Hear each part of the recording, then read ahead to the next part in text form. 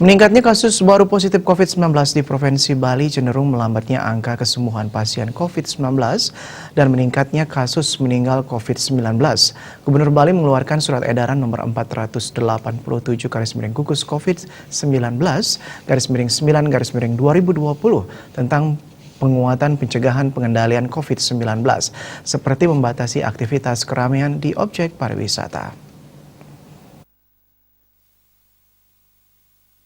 Menyikapi surat edaran Gubernur Bali nomor 487, Gugas COVID-19 /9/2020 tentang membatasi aktivitas keramaian di objek dan daya tarik wisata disambut baik oleh manajer DTW Tanah Lot Ketut Toya Adnyana. Kebijakan gubernur ini untuk mengingatkan kembali kepada masyarakat untuk melaksanakan protokol kesehatan dan pola hidup bersih dan sehat.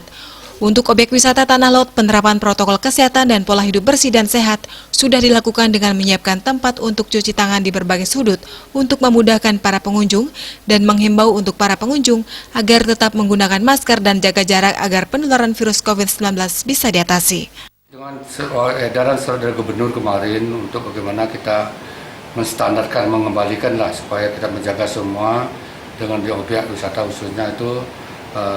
Kami tetap memberikan atensi di lapangan, utamanya kita harapkan para pengunjung memenuhi protokol kesehatan itu dulu. Jadi karena kami di lapangan di Tanah Lot khususnya kita sudah siap memberikan pelayanan, termasuk cuci tangan, harus pakai masker seperti itu. Saputra Bali TV.